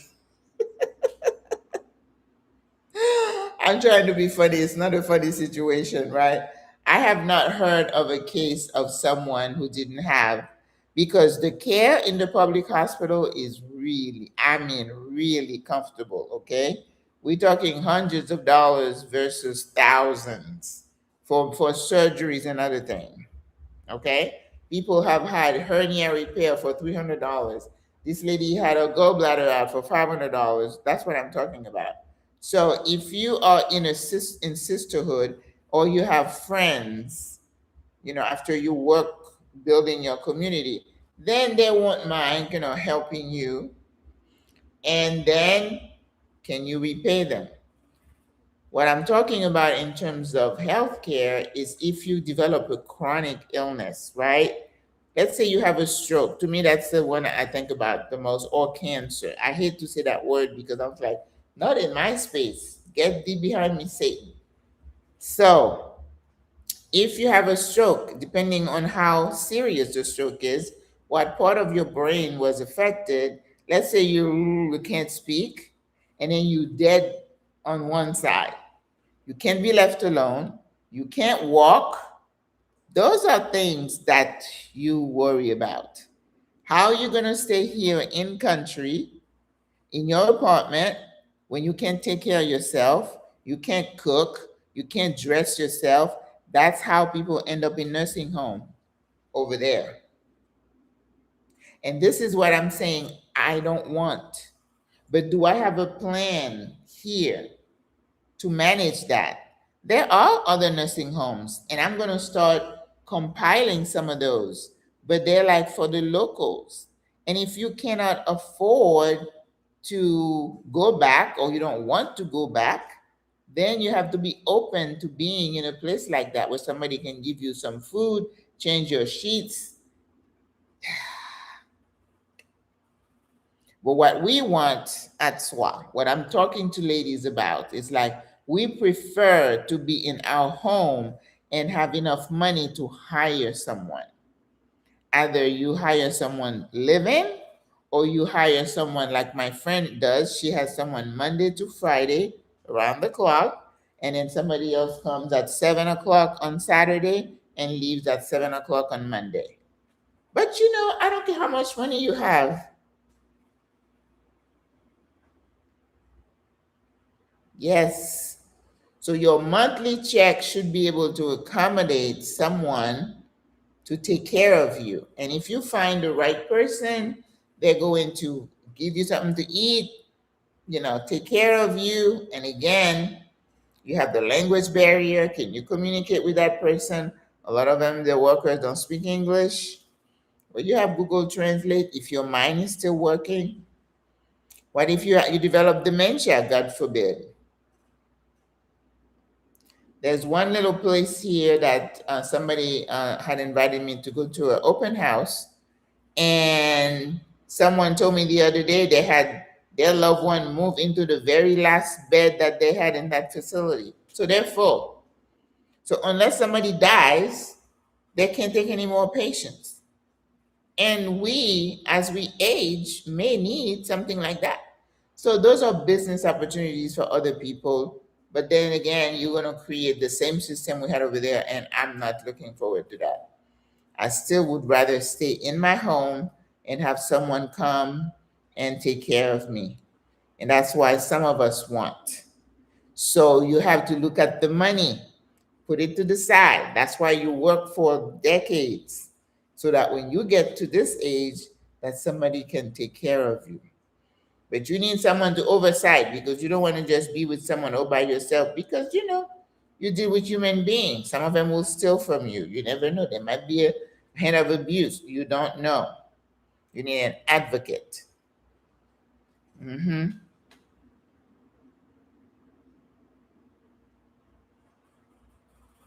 Uh, any other questions? Let's see, what time is it? We started at 4. Oh, it's already 5:50, so we've gone over an hour.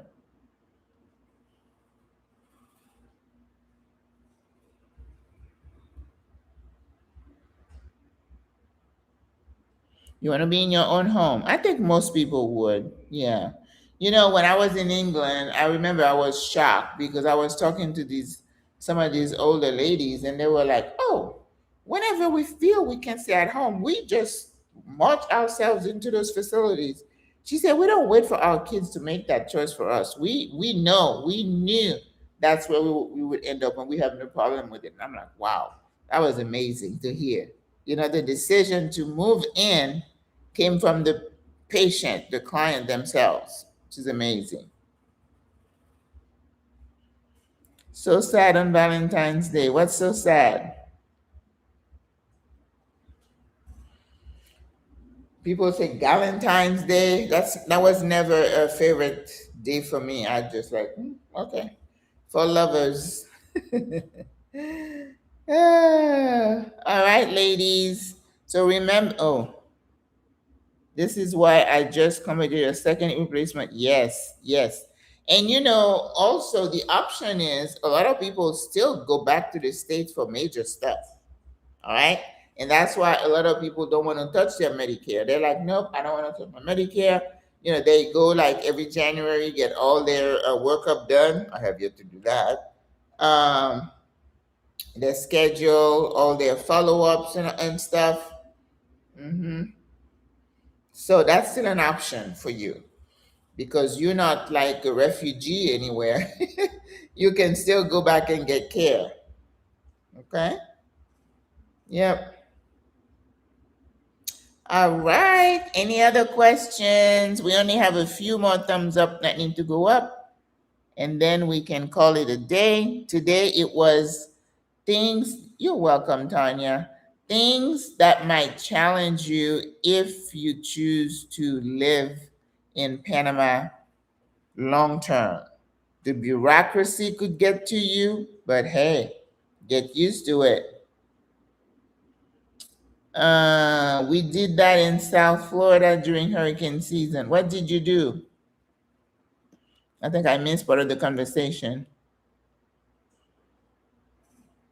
Oh, the power. Yeah. Well, in Florida, we are expert at preparing for the storm, right? With the candles and the canned good and the generator and all that. Yes. But when you're choosing a place to stay, that's one of the questions you should ask. And that should make the decision for you if you want a place that has a generator. And another thing that I tell the sisters, you want a place that is gas, not gas powered, electric, because they have gas explosions in some buildings here because somebody did not do a check. They did not use somebody who is trained, or they have a leak, and then there's an explosion, and it goes through one or two floors, and everybody's displaced, and it takes time for them to repair. So I was not looking to rent an apartment where there is gas. I'm scared of gas. I never use gas in the States. I always had an electric stove, and that's what I wanted, right? Because people have died here in gas explosions. So that is something you should look at, because if you're looking to rent a house in the suburb, I call them suburb, or the interior, for like $400, chances are it's going to be a Panamanian style home with very small rooms, because the homes do not have Western aesthetic in terms of open concept. They don't have that. And it will be gas powered, and may and most likely not have a water tank reservoir or a backup generator. Listen, it's all about choices, right? Choices. Hmm.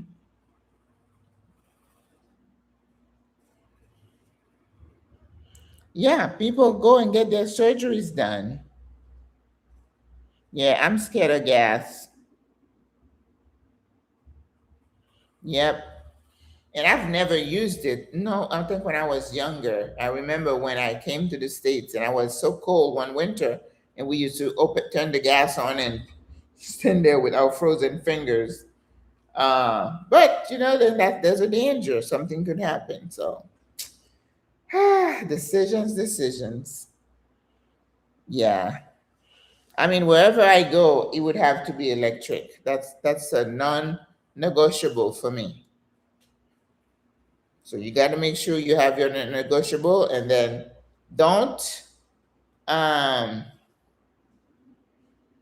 don't waver. If that's important to you, stick to your guns and say, nope, that's what I want. And eventually you'll find what you're looking for. Okay? Yeah, I've never used gas, so I don't know. Well, I have to say no. When I first came here in 23, the first little apartment I rented for 6 months was gas powered, right? So it took me a little while for me to just stand over here and click that little thing. And then the owner's like, you can do the same for the stove. And I'm like, where? And there was like a little hole. I'm like, mm-mm. So I never used the oven for the whole 6 months. I was scared. I'm like, I'm not touching that. Nope. But when you see, usually they'll say there's an explosion, or the daughter tries to save her mom and her son. And last one was, she was a doctor and she died. And some kids had really bad burns, had to be flown to Miami. It's pretty bad. And we had one in El Congrejo. There's an older woman um, died, and then you have people who may start having memory issues, and that's a danger. They forget they put something on the stove, or they walk away. Listen, you can have all kinds of things. Not something like that could happen if you turn an electric stove and the burner is really hot. You can still have a fire, right? Mhm. It's just the risk of explosion is less. um All right, ladies, anything else? Listening to my shenanigans, and it's not gloom and doom, it's just being practical. Because if you choose to age in some place, you got to make sure you have your ducks in a row. Your money is right. You got your sisterhood is right. Your medical is right. Make sure you have some, clear credit card, some cash on hand.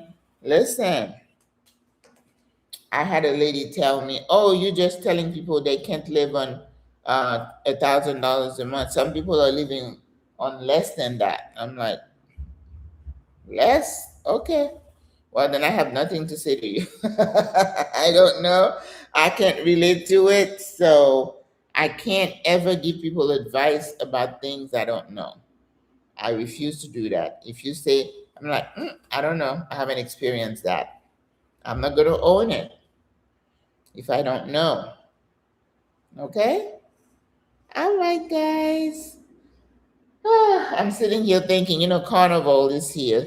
Do I dress up and go fight the crowd tonight and see some of the Las Reinas, the queens? You see, I hear the thumping. The music is thumping. You're welcome. Happy Valentine's Day. So tomorrow for the live, I put a poll. Do I need to do a Swiss chard shrimp salad or a curry chickpea? Curry chickpea, it would be a curry, with veggies and spinach and yum, yum, yum, yum. I think they were running like neck and neck. I can't make both tomorrow. So only one or the other. I think the Swiss chard was winning last time I looked. All righty, señoras. Buenas noches. Buenas tardes. Enjoy the rest of your weekend. Thank you for being with me. I appreciate y'all. Remember, you can always go back and listen to this live again and again, because that's how you gain good information. And always ask multiple people if you have question, right? Hola, Apostle. Uh, because I tell you, sometimes I listen to some people and I'm like, that is not right. Sometimes they don't give you, the true correct information. And I'm like, and I think a lot of time people kind of gloss over things. They make Panama or whatever country they're considering look magnificent, and it's like, life be lifing, because not everything is positive everywhere, every time. Mm-mm. You just have to do what you can live with. You have to know that. And okay, it's not perfect, but it's perfect for me, right? I'm really big on that. All righty, Julie. Thank you for tuning in. Thank you, Saminia, Lynette, Dawn Hills, Sapadia Woman. Oh, Kathy Jones. Thank you so much, you guys. Oh, Kim Richardson, you were here. I didn't see you, my friend. Head out the San Gran. Oh, happy Valentine's Day. It was funny. I was at Ray yesterday and I saw them unboxing flowers, and I'm like, it's carnival. Why are they unboxing flowers? It wasn't until this morning I'm like, oh, it's Valentine's Day. That's so out of touch I am with Valentine's Day. Nobody's giving me chocolate, and I love a good Godiva. But boy, it's been so long since I've had good chocolate. I love chocolate, yes. All right, ladies. Hasta luego. How is la Cinta Costera? Cinta, I haven't been out today. I had Spanish classes and I haven't been out. So that's what I'm saying. Do I need to go out there, dress and see it? But last night it was, we went out. They were supposed to have live music. Listen, they said it started at 8 p.m. So I said to the friend, she was like, before 8. And I'm like, you're in Panama. Nothing's going to start on time. So we got there maybe 8:30. We walked around, and then he started playing. They had a great DJ. And then he said, oh, okay, we're going to have our first artist in 15 minutes. That was like around 9 o'clock. I left at 11. That artist hadn't even shown. I'm like, because the party was supposed to go from whatever time to 4 a.m. And I said, there is no way in hell I'm going to stay here till 4 a.m. Because after 3 hours on my feet, there was nowhere to sit. I'm like, it's time for me to take my little old body home. So I might go out and just for like maybe an hour or so because they're gonna have the parades and Las Reinas, with their sequins and tiaras and just do and then they're gonna have the tamborino, people with the drums. That's Panama, right? So it's a fun time. And let me tell you, Panamanians always show out. And then today, you new to the channel, head out. Oh, welcome. And they have so many events this month here in this Panama Street. Oh my gosh. So today they also had the Afro Antillano event, which is a fundraiser for African American museum here. Small little outfit that preserved the history of Afro Caribbeans here in Panama, and they have like the original home setting, like the bed, the table, and then they have lots of writings about especially the way Afro people were treated during the canal being built. You already know they had a gold system and the silver system, and you can determine for yourself who was involved in the gold system versus the silver system in terms of wages, in terms of where they were allowed to live. Yep, the same Jim Crow thing was brought here during while they were building the canal. So all that is preserved in that little museum. So they do a lot of education about that, and that is a fundraiser. Why is it this weekend? Why we have carnival? I have no idea. I couldn't go anyway because I teach on Saturdays and then I have the live. So I always say I can't go anywhere on Saturdays. And so tomorrow is also, but I've been a couple of times or 3 times and I don't want to go. I got my hat there one year. I think I need another Panama hat. And usually people wear all their African garb, with the big hair and it's a big party. Listen, everything is a party in Panama, okay? If you say fiesta, you're gonna have music and comida and familia and baila. People will be dancing, okay? So there's a lot of that going on. So that's this weekend. Next weekend, we celebrate Chinese New Year. The Chinese are very prominent here, and they do a lot for Chinese New Year. The Dance of the Dragon, they have the whole mall. They're already there because that's where Chinatown is, El Dorado Mall, and then they have all their Chinese stuff there. I bought bracelet there. You get all your sauces and some Chinese things. It's a good time, a good time. So I'm looking forward to catching a little bit of it next Sunday because I can't do anything on Saturday. And then towards the end of the month, we have a big thing in Cologne that has to do with food. So it's like looking at my calendar, it's like, oh my God, which one can I go to? And this is one of the things that is really amazing about Panama. Life in Panama is funny, fun, not funny, fun, fun, fun. There is always something to do. And like me, I love to go outside in the interior. Like, 2 weeks ago, I went to La Chorrera, hop on the bus and went there. They had a fair. And because it's very agricultural, they had cows, pony ride, they had horses, and they had a lot of agropecuario, mean agriculture things. So I bought a couple of pineapples. I get one. I got a couple of pineapples. There was a patch right there. The guy was in the patch just twisting the pineapple and handing it to you. And I'm like, yeah, give me two. Was amazing. I love all that farm to the table kind of thing. Absolutely love it. And they had a huge nursery. I didn't know that. I could have bought something to buy some plants because they were very affordable.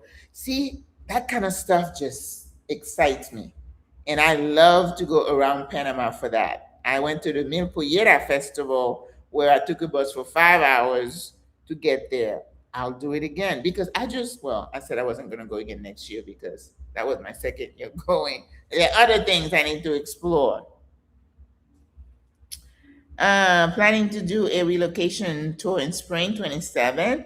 Was planning to do it in September of this year, but several family emergencies, I understand, and my own emergency surgery. Ooh, I hope you're feeling better, sis.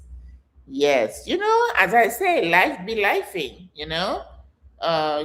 we've had sisters here who have slipped and fallen and broken things, and people have had strokes. And just because you're abroad doesn't mean things don't happen.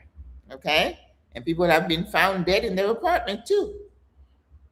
That happens in the States. So don't come here thinking, oh my God, oh my gosh. Well, yeah, we found people in their own apartments at home as well. So listen, I did not know that about the Chinese in Panama. Sounds like a time muy divertida. Sí, because the Chinese make about 4 to 5% of the population here. They came to work on the canal as well and stayed, so they have multi generations here. They're not very out there because the Chinese are very industrious. They have their family business, all the little small bodegas. We call them mini supers here. They're like little convenience stores. I think 100% of them are owned by Chinese. If you're looking for like a place to clean your clothes, like a dry cleaner with alterations and stuff, it's all Chinese. You don't see them in the streets like that. Mm-mm. But when I went to the first Chinese New Year, there was a short little Chinese man. He was wearing blue jeans and cowboy boots and checkered shirt and a cowboy hat, and he was singing Elvis Presley. I was mesmerized. And when I see a Chinese fluent in Spanish, I'm like, wow. Yes, there are a lot of them like that here. And the comida, the food, is got very strong Chinese influence. Just like in Peru, you have a strong Japanese influence in Peru. They had a president that was Japanese, Fuji something. Yeah, I love that food though because I love Japanese food. Just completed submitting proof of income and FBI background check. Yes. Fingerprints and turn into attorney. Very good. Did you send them via FedEx or DHL? Make sure you do that. Don't use USPS. Coming to Panama for the next visa pensionario visa process in the next 60 days. Well, once you send your paperwork, all the stuff to the attorney, then you have to ask her, give her a couple of days and say, is everything okay? Does everything look all right? She'll say yeah or nay. If she said yes, then she submits it to immigration, migration. Then you have to wait to get an appointment date. And that's when she calls you and say, we have an apartment, an appointment for you on that day, and that's when you should book your flight. Don't book your flight before that. Okay? And then use that time if you're going to go back home to the US, use it as your scouting trip. Do it for a couple of weeks. Give yourself time and then go around, because when you return, you're going to get your permanent, and then you would already have an idea of where you want to live and why. Hmm. You are undermanned. Good. Oh, yes, he is. Afraid of gas. Yes, he was singing. I'm telling you, I was like, wow, this little man. I mean, in English, he was singing all the Elvis Presley songs. And I'm like, what's wrong with this picture? Those are the kind of things you really appreciate about Panama. The Chinese are part of the culture, as are the Caribbean folks, as are the Spanish people, because remember, they were the colonizers, so they're here. And you have lots of other European. Panama is a financial center, so lots of businesses, banks, financial institutions have people here for like assignments. Some of them are here for 3 years, some are here for 2 years. So you have a very mobile type of younger people working for international companies who are here for like a time. And then that's why sometimes if you need a car, you wait. Somebody who's leaving usually would have something that they want to sell. And that's the best way to get a car that has been maintained and is not falling apart. But I don't need a car. Every time I think about it when I go shopping, I'm like, Maggie, it's only one day. You good. Yep. All right, ladies. Oh my God, I went on again. 6:13. I gotta go. How do I talk that much for 2 hours? That's terrible. All right, ladies and gents, thank you for being with me. Don't forget the like button. I appreciate you guys. If you're new, subscribe to the channel and help your sister out. Remember, I have a podcast now I do every morning at 6 a.m. Eastern Time. I already pre-recorded, I pre-record a bunch of them. They're just meant to encourage you because I feel like in this day and age, if we are not keeping our minds straight, on the positive side, it's very easy to lose hope, get discouraged, and go down that dark hole. And you don't want to do that. You don't want to do that, okay? And also, there is a membership, for like I think $5.99 a month. You get special perks. Mostly, you get to exercise with me Monday, Wednesday, and Friday at 8 a.m. All right, and we talk about stuff too. So thank you for your support. If you're a new subscriber, I say thank you. If you're a considering subscriber, I say thank you. And just tell your friends and family about SWRA. And when you come, shoot me a little text or message. You say, oh, Maggie, I'm here. And sometimes they'll say, do you have time for coffee?